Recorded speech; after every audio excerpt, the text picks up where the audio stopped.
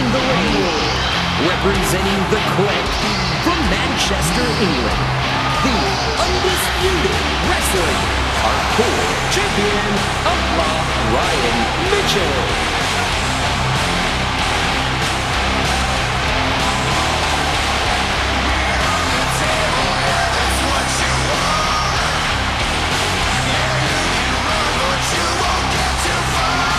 Hey, what is up, guys? It's Mathis97 and welcome back to another episode of WWE Universe Mode.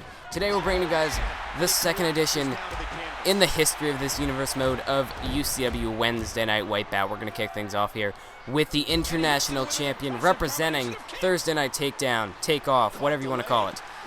The International Champion, The Ghost. And you're going to see there is a promo. I believe there should be a promo in this episode. If not, it will be in the next one, but I don't know. No, it'll actually be on the next episode. You'll see the Ghost in action. And because the creator, Schmex, he wanted me to update the call. Post-match, there will be a cutscene, and he will suddenly change a tire because I was stupid and I didn't realize the cutscene that comes after that match, and that it would need that call still. So I kind of saved over him, so he'll just jump tires to something else, but that's in the next episode because I do not have that cutscene recorded yet, because I recorded cutscenes all the way up from, I believe it was, let me think about this, because it was a session, because I recorded a bunch of cutscenes because I knew what I wanted to do even before I had recorded the episodes, and it went from possibly not the last Raw that I showed, which would have been episode 61, but the Raw before that. I recorded cutscenes from there to this episode, so I was planned ahead for all the stuff that I wanted to do. Nice shot to the face there by the Ghost. Anyway, so we have the Ghost representing Thursday Night Takedown, the International Champion, and he'll be facing Lil Cesar at the next UCW pay-per-view, which I'm not exactly too sure when that's going to be, due to my schedule changing, in order to try and get this universe mode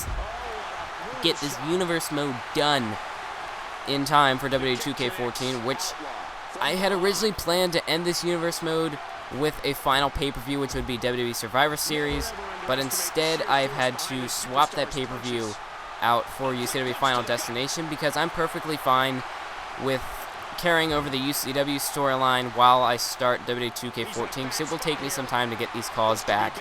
So if I continue the UCW, even just UCW, and, in WWE13, and I do WWE 2K14 with the actual WWE roster, or whatever it'll be by that time. So, yeah, I don't have a problem with doing that, so I might just get up to, I think it would be November would be the Survivor Series then, and then I'll have like 3 weeks or so left over before the Final Destination pay-per-view, which is the equivalent to a UCW WrestleMania. So even if I don't manage to get all the created wrestlers for a WWE 2K14 revamp of UCW, then I can still end with a bang with UCW's biggest pay-per-view. Anyway, but I'll be able to elaborate more on that later on. Anyways, we can see Ryan Mitchell, the hardcore champion representing Wednesday Night Wipeout. He's his opponent, so we have a little mid-card championship action going on here between The Ghost and Ryan Mitchell. And a lot of these episodes have been a lot longer, because as I've gotten deeper into the storylines, I've liked to book more matches. And I don't really like recording the menus, but I mean, I could easily do that if I want to, like, really shorten episodes from, oh my god, the Rough Rider out of nowhere connects by the Ghost. But if I want to do something, cutting the shows down from what seems to have been like 4 or 5 matches to maybe like 2 or 3 matches or something like that, or maybe even just 1 depending on how big the match is. But what I plan on doing with the WWE is Raw might be the 4 or 5 match show, and SmackDown I'm going to try and cut down. But especially with this UCW feud, and I have some other feuds that we're building between the actual WWE superstars, it's kind of hard to fit them into smaller numbers of matches, so that's why there's been a lot more as of late. Plus, I've got like 5 shows booked. So, yeah, there have been a lot of matches lately. I'm going to try and cut them down in future episodes. I have recorded all the way up to the Judgment Day pay-per-view at this point, just because lately, because it's the summertime and I live in an apartment, the house is normally full with at least somebody else besides me, and you know, noise can carry throughout an apartment, like the walls are made of paper. So I haven't really been able to record a lot of Universe Mode because I don't want to be stuck doing quiet commentaries. And be like, oh my god, he just hit a super kick, oh my god. And be like whisper screaming, you know, that's dumb. I don't like watching that, and I know nobody else would like to watch that either. So as you see, Schmeck's here with the 3 German suplexes. It kind of glitched in between those. It was like a temporary pause. Hooks the leg, 1, and a kick out by Ryan Mitchell. And speaking of Ryan Mitchell, I won my first ever UCW championship 2 days ago because this should be uploaded on the 5th, which is a Friday. Yeah, this should be Friday. And that'll actually be the night that I have to defend my title against the man I beat, CSM, and his rematch clause because there was some lag involved and stuff, but we tried like 5 times, so, you know, it was going to happen to somebody. But he'll get his rematch, and we will have the boss who will be managing that one, so usually when he manages, there's no lag or anything like that, and no split screen. That's why we have the manager's watch to prevent split screen. Luckily, it doesn't have an offline, but, I mean, it does happen sometimes because for some reason in the, oh, nice side effect bookend chokeslam takedown there by Schmeck's. But, you know, I'm going to avoid that side tangent now that I was going on anyway. Should cover the action here. Hooks the leg. 1, 2, 3, and Schmeck's, the international champion, still proves that the original UCW Thursday Night Takedown, formerly known as UCW Superstars, is superior to the new WCW. I need to move on to the next part. The UCW Wednesday Night Wipeout, WNW. And he proves that the international title is greater than the hardcore title, but we don't know. That doesn't prove anything as far as worth of the shows, just by 1 match. Maybe we'll see a clash between the major champions down the road. I hear voices in my head, they come to me, they understand, they talk to me.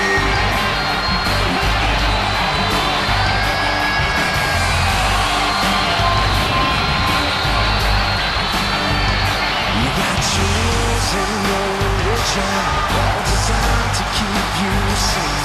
But when you start getting broken, you start questioning your faith. I have a voice that is my savior. Hates to love and loves to hate. I have a voice that has the knowledge and the power to. I hear voices in my head, they come to me, they understand, they talk to me.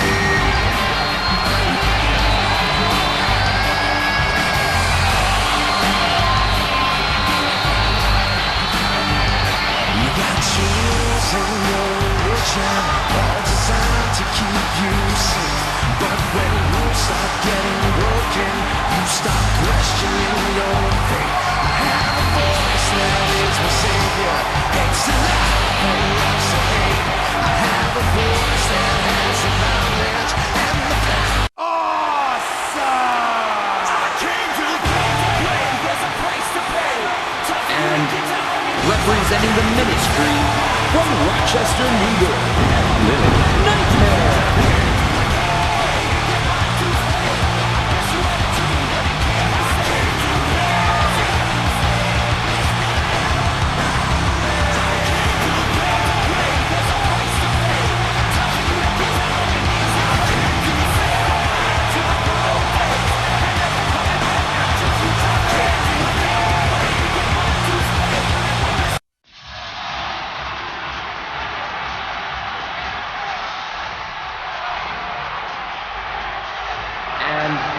From the Jersey Shore, DJ Storm.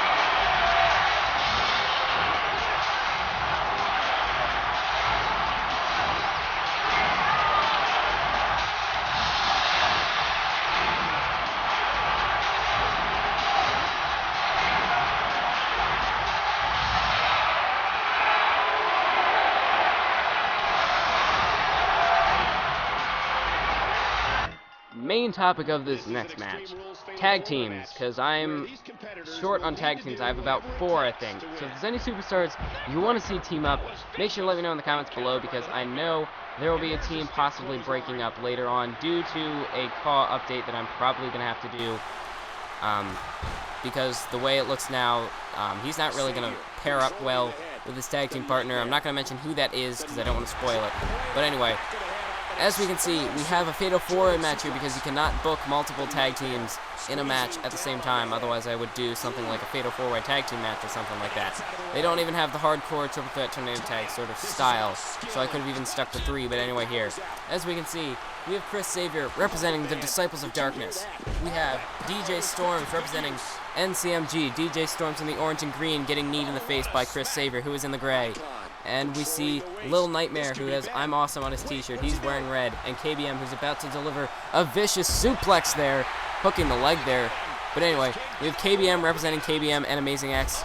Sort of a side tangent of the Click, but I'm not going to consider them with the Click anymore because I don't really want to have the Click be as huge of a stable as they were in this universe mode anymore, considering I'm a little low on the tag team division. I have like 4 or 5 teams, including the Click, so I mean, I'm gonna break off Amazing X and KBM from the Click because they haven't really competed with the Click at all, and I've said the Click way too many times, you know. Just when you do that, and I actually watched a video where somebody had mentioned that, where it just sort of degrades the word the more you use it. So click, click, click, click, click, click, click, like clicking a TV remote. Oh, nice ladder shot there by DJ Storms.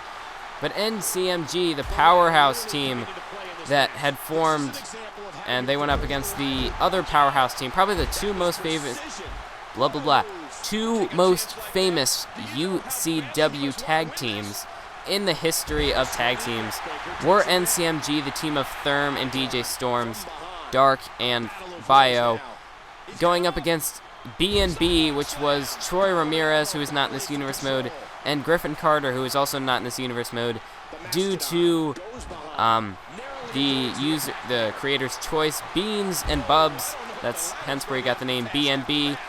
And NCMG was supposed to represent North Carolina machine guns, like the Motor City machine guns. I'm pretty sure that's what that meant, and I'm probably going to sound stupid if it wasn't, but I know that's what it meant. Nice ladder shot there by Chris Xavier. But let me get into what this match is, because I've kind of been putting that off. Anyway, hooks the leg with Chris Xavier, 1 count, and a kick out by DJ Storms. Anyway, so this is a number 1 contenders match, and since I cannot do the Fatal 4-Way Tag Team or any sort of concept similar to that, we have these 4 superstars representing their respective teams, and finally, Lil Nightmare that I mentioned earlier, representing the Dirge Ministry. They had a shot at the tag team titles against the Click at the Bio-Resilience pay-per-view, failing to capture the titles from the Click. And I kind of would like to see the Click lose the tag team titles because I want to change the very 2 front runners of the Click, and because I cannot do that because they're stuck with the titles. Oh, the Snapmare Driver connects by Chris Xavier onto DJ Storms. But yeah, as soon as they do lose the titles, I plan on changing the front runners. And oh, he just dropped him there on the ladder, hung him up there, sort of a stun gun style maneuver. Goes for the cover, but DJ Storms manages to kick out. And Chris Xavier, now some slaps to the face, but a nice counter by DJ Storms. He's got him in a headlock, and DJ off the Irish whip there, uppercut to Chris Xavier. And KBM just gets struck in the ribs with that kendo stick by Dirge. Or not Dirge, that's the guy who made him. Lil Nightmare. And as you see, big kick to the face there by Chris Xavier. And again, Chris Xavier winding up, and there's another rotating kick to the face. And there's a taunt to the sky by Chris Xavier. And now Chris Xavier, what's he going to do? Oh my god, he's not going to do this. Again with that ladder, he just hung him up. He just hung up DJ Storms there. And Chris Xavier, again off the ladder move, goes for the cover. 1, and another kick out by DJ Storms, as Chris Xavier has not been hooking the leg in these covers. Could possibly be costing him, I don't know, they're only 1 counts though, so it might not be costing him a whole lot. DJ Storms doing his vintage taunt, fist pumping in the air. DJ Storms now, he had him in the headlock, but a nice counter there by Chris Xavier. Shot to the arm there by DJ Storms. And Chris Xavier went for the kick. Oh, but DJ caught him. What's he going for here? But oh, Chris Xavier with a shot. There's that elbow. And an RKO! Running RKO by Chris Xavier. Hooks the leg. 1, 2, 3, and DJ Storms has been eliminated in this one. I suppose I could have easily booked this as a normal tag team match because I'd said earlier about cutting down the length of the shows, but yeah, I kind of just went against that here. But anyway, sort of more of a style of the tag team matches WWE has liked to pull off recently. Oh, wait a minute. Chris Xavier, he's got him up, and there he just laid him out there, the one and only I believe that's what that maneuver is called. It's used by Billy Gunn. Dirge goes into the cover. It's a little nightmare. Why am I calling him Dirge? Anyway, that's the guy who created him. They're the Dirge Ministry, so if I call them Dirge, you know who I'm talking about.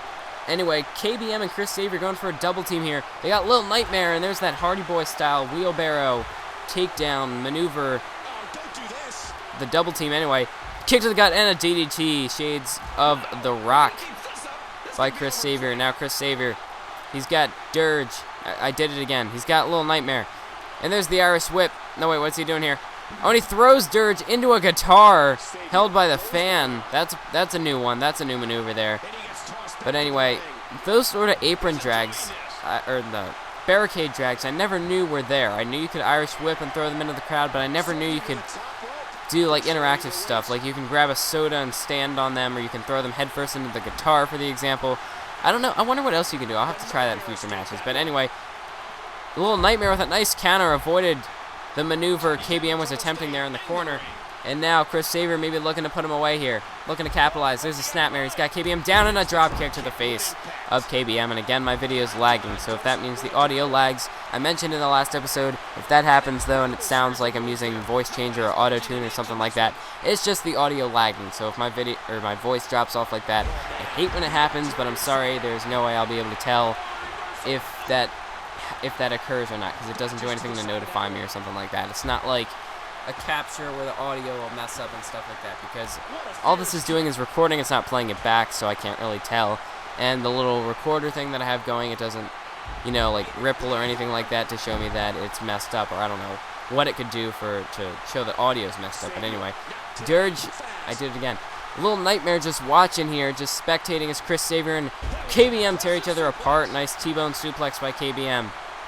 And KBM now, he's got Little Nightmare. I almost did it again. Working on the leg of Little Nightmare. And now Chris Xavier off the moonsault, hooks the leg. The one that KBM just targeted, but Little Nightmare manages to kick out. And now KBM looking for some, it went for the slap to the face there. And now they're going for a double team here. Kick to the gut, now a kick to the face. And the kick combination connects onto the face of Little Nightmare. And now Chris Xavier looking to put him away here.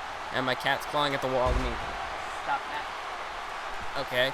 And now Chris Xavier looking to strike a pose on Little Nightmare here as he's got him up, setting him up for the Randy Orton style neck breaker. My video lagged again. I hate that. He's got him up, and there's the neck breaker, connects onto the leader of the Dirge Ministry, Little Nightmare. 2 count and 3. Little Nightmare has been eliminated, and it looked like KBM just dropped that mop there. Nice roundhouse kick to the face by Chris Xavier.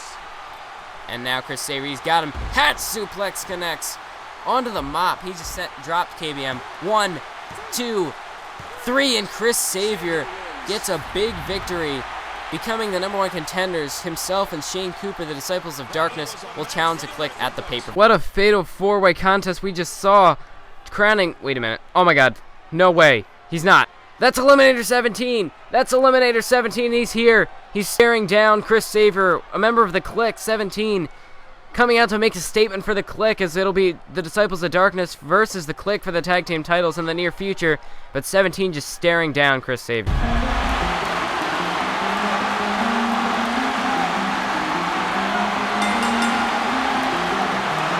following contest is a gauntlet match. Approaching the ring from Atlanta, Georgia, the Archangel Brian Cole.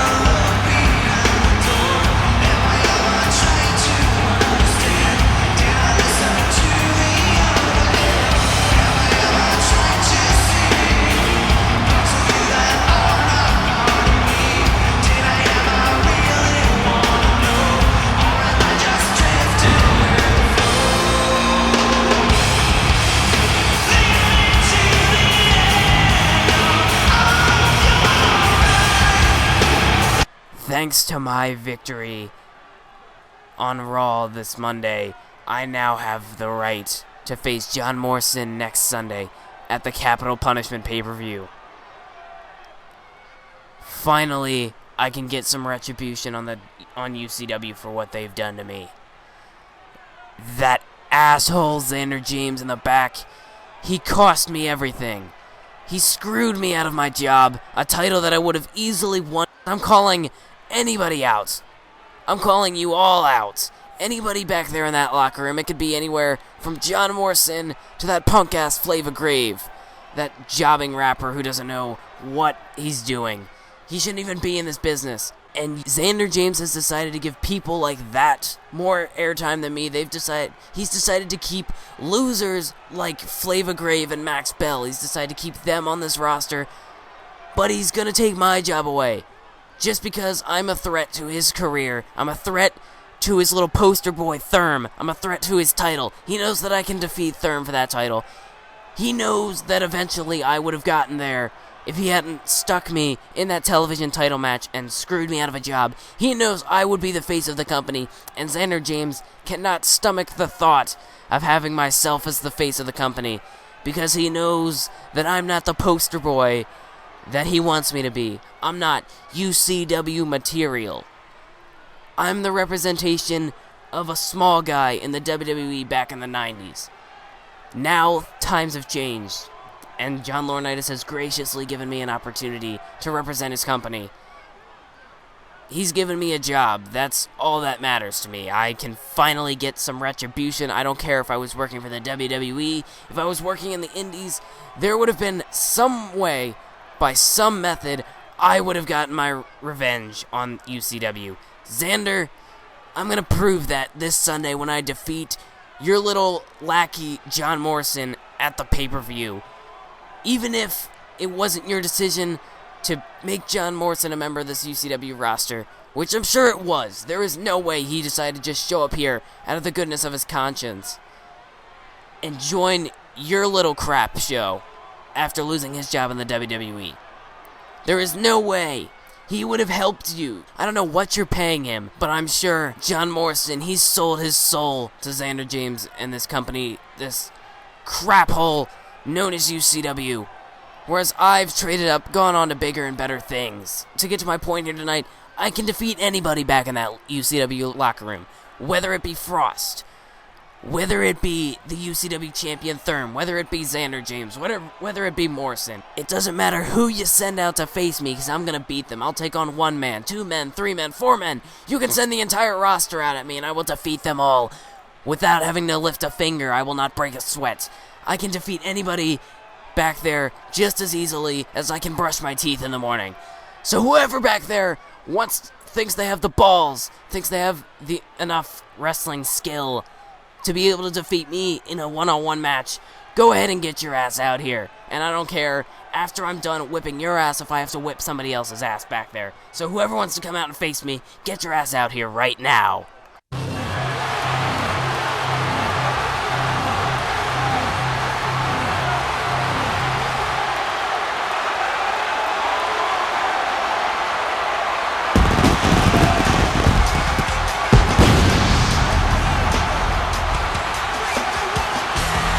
His opponents. First, from Dominican Republic, the Frost.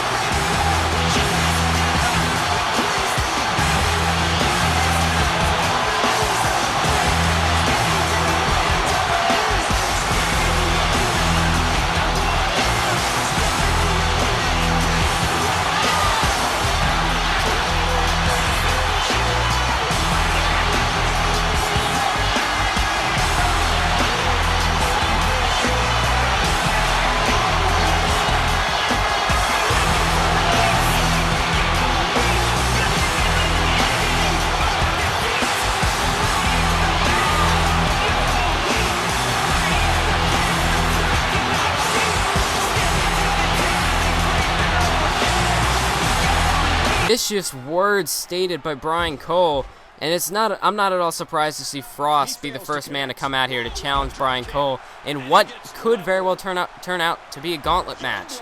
As Brian Cole, he came down to the ring calling out anybody in that locker room, whether it be somebody as he liked to call him, a jobbing rapper, Flavor Grave, or the UCW Heavyweight Champion Thurm, he called out anybody in that locker room to come out and face him in this match. So it looks like Frost will come out first. We could have possibly seen this turn into a handicap situation. We could have seen like 5 superstars come out at once. Brian Cole said he would take on the entire UCW roster if he had to, so we'll just have to see if he can live up to those words and defeat whoever comes out here tonight. So I have a feeling Frost won't be the only one after the comments made by Brian Cole. And there, the leg drop to the sternum of Frost, and I didn't mean the sternum. Let's just say a little south of the border there by Brian Cole, and now the Irish whip sends Frost into the corner. And now, kick to the back there, and there's this chop across the chest of Frost, and Frost sporting the yellow attire in this one. As we know, these two definitely have a history. Frost was involved with that match that cost Brian Cole his job. Sort of shades of something similar to a Montreal screw job, where I don't know if Frost was aware of the situation that would happen between Brian Cole and Xander James in that one, similar to Shawn Michaels and being in the case of Vince McMahon and Bret Hart. But it doesn't really matter in the eyes of Brian Cole, and as far as history goes right now, it does not matter. Frost was his opponent, and he retained his title because of the events of Brian Cole and Xander James. Frost then went on to lose the title to John Morrison, who will now be facing Brian Cole at the pay-per-view. So that's a little bit of an interesting situation. I don't think Frost is too happy with either superstar, as Brian Cole goes for the cover off the kill switch and a kick out by Frost, and a nice clothesline there by Brian Cole.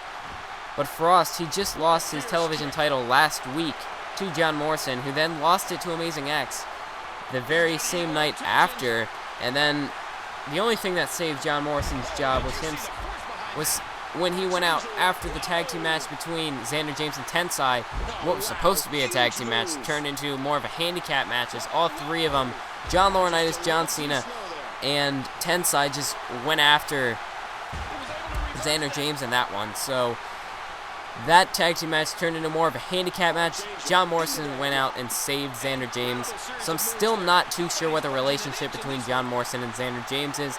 All I know is I believe John Morrison has earned Xander's respect, and he's going to have a safe job in this company, representing the company with pride, sort of like representing your home country, Americans, Jack Swagger, a real American, #lead the people, representing his country with flying colors. I don't know, but anyway. So as we see here, Frost and Brian Cole still going at it here, and this is definitely taking a lot out of Brian Cole. He just rakes the eyes. Oh, but Frost was able to duck somehow. He went for a kick to the face, and another counter by Frost. After getting his eyes raked, though, I'm not exactly sure how his vision is at this point, but he managed to counter, and again, he counters Frost, dumping him to the outside. And who knows, if Frost had landed on those steel steps, that could have been all she wrote. Brian Cole, not Frost. If Brian Cole had landed on the steel steps, he may have suffered an injury, but luckily he just barely managed to avoid the steel steps there. And now, sorry as I was repositioning myself because my back is killing me from the way I was sitting there, but he just smashes Frost's face off the announce table there. And now Brian Cole, he's just dragging Frost, throws him into the ring, and Brian Cole, elbow to the face of Frost there, as his head was dangling over the apron there. And now Brian Cole, Frost back to his feet, but a counter and a kill switch connects by Brian Cole. And Brian Cole now, he flips him over, but Frost is back to his feet. Brian Cole down off the top rope, and there's the axe handle. And another axe handle clothesline by Frost as Frost is hulking up. There we go, the Total World Side Slam connects by Frost, and he hooks the leg. 1, and a kick out by Brian Cole to count of 1. And this is not good. If Brian Cole, I know he pissed a lot of people off with his statements. He does not want to he cannot afford to take too much damage from the former television champion Frost in this one. He cannot afford to take a finisher or some of these vicious, powerful maneuvers. There's the amateur wrestling side slam takedown by Frost. And oh no, if Brian Cole gets hit with one of these, even if he manages to kick out, uppercut, he almost beheaded Brian Cole. And if you hear that in the background, my cat is getting into a stupid box. Hooks the leg, Frost, 1, 2, no, not a 2 count. Brian Cole manages to kick out. And I'll be right back. Excuse me for a second. Hip toss neck breaker by Brian Cole. I'll be right back.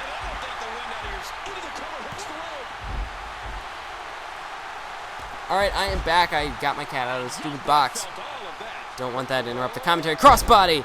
Springboard crossbody as Frost managed to kick out of... Oh, wait, what is this? Brian Cole unveils a new finisher, the Swanton Bomb. 1, 2, 3, and Frost is done in this one. Brian Cole eliminates Frost. Oh, my God, now DeMarcus Hardy. DeMarcus Hardy, the former international champion. Longest reigning international champion in UCW history. He's got a bone to pick with Brian Cole here in this one. And Brian Cole, after that grueling match with Frost, I don't know if he can stand a match with DeMarcus Hardy. This would be a big victory for DeMarcus Hardy in the eyes of the company. Nice backbreaker there by Brian Cole as DeMarcus came up just short of becoming the very first UCW champion in this universe mode, as he did not lose, but he did lose, but he was not pinned, as Jam, the Savior Jam, was defeated in that one by Nicholas Colt, while DeMarcus Hardy was busy with the fourth opponent in that match, whose name I cannot remember at this point in time. Brian Cole now, there he goes, hits the neckbreaker, the innovative neckbreaker, might I add. And now he's setting up DeMarcus Hardy. Kill switch, and he's looking to put away DeMarcus Hardy early in this one. Brian Cole, knee to the back of the head of DeMarcus Hardy. And Brian Cole, he's going to have to stay on him if he gives any separation, any time for DeMarcus to recover. Brian Cole, he's just got to get some quick offense, some vicious offense, and then provide some time to recover before I'm sure there will be more opponents coming out. He pissed a lot of people off. But Brian Cole, if he wants to try and survive tonight, he's going to have to stick and move. He's going to have to hit some big moves that, if he doesn't go for a pin, provides him some time to recover for future moments in the match. And now DeMarcus Hardy countered what I believe was going to be the hip toss neck breaker. Brian Cole, now there's a big right hand to the gut. Sets up DeMarcus Hardy for that spike DDT off the ropes there. And now Brian Cole just kicking away at DeMarcus, and this is not what you want to do. You do not want to give DeMarcus Hardy time to recover. This veteran, oh my God, that's why he will capitalize. Twist of fate, his own sort of custom twist of fate there. But Brian Cole manages to roll out of the ring, and that might have been what saved him there. DeMarcus Hardy probably had Brian Cole done there if Brian did not roll out of the ring, but that's not saving Brian Cole at this moment in time off the neck breaker by DeMarcus Hardy on the outside. That thin padding offers little protection to the concrete floor beneath it, and is definitely not the same impact as hitting the ring. It is a lot worse, a lot more vicious, but Brian Cole trying to capitalize, and he might just take a count-out victory at this point. I'm not sure what the pride of Brian Cole is at this point. 6 count as he slides into the ring. After the statements that Brian Cole made, though, I mean, him taking a count-out victory would not exactly be backing up his words. That would be sort of taking the coward's way out, but DeMarcus made it back into the ring at a count of 7. Brian Cole off the snap suplex drops his opponent DeMarcus to the mat. And DeMarcus back to his feet, but a nice counter. There's the spinning neck breaker, the rotating neck breaker counter by Brian Cole. And now he's got DeMarcus. He's looking to pick him up here, maybe going for a suplex. Oh wait, no, he's turned into a brainbuster. Nice move by Brian Cole. As I look for my phone, hooks the leg and a kick out. But anyway, I was trying to look for my phone because that's bugging me now, why I can't remember who was in that main event contest in the last episode of Wednesday Night Wipeout for the UCW title, so I'm going to look that up. Anyway, as we can see here, Brian Cole, he's got DeMarcus in the corner. And there's an elbow drop, a vicious elbow drop, as he got some height there, elevation off the top rope. Brian Cole, leg drop, oh, but he missed. DeMarcus Hardy, the veteran, managed to roll out of the way, and that's when Brian Cole's momentum came to haunt him. And now the clotheslines there. Nice clothesline combination by DeMarcus Hardy, and a power slam counter as DeMarcus gets his second win. Hooks the leg, 1, 2, no, not a 2 count. Brian Cole manages to kick out. And this is when that fatigue will come into play. Is Brian Cole, can he take much more kick? I don't know.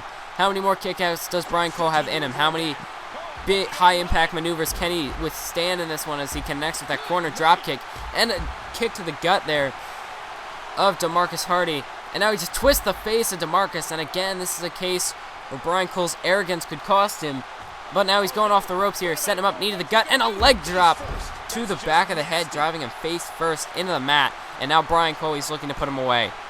DeMarcus is out on his feet. He just got his face driven into the mat. Hip toss neck breaker connects by Brian Cole. He hooks the leg. 1, 2, 3, and DeMarcus is done in this one. And now, oh my god, the UCW champion himself, Nicholas Colt, has a bone to pick with Brian Cole as he dumps him over the top rope. This time, Brian Cole hangs on, but a kick sends Brian Cole sprawling to the outside. And this is how you want to make yourself known as the UCW champion. You debut winning the title, but you gotta do something to prove that you are a top guy, that you can hold, that you are worthy of the title UCW champion. And this is a great way for Nicholas Colt to try and build some momentum to take out arguably UCW's number one threat. As there we go with the go-round Hurricanrana, but a kick out by Nicholas Colt.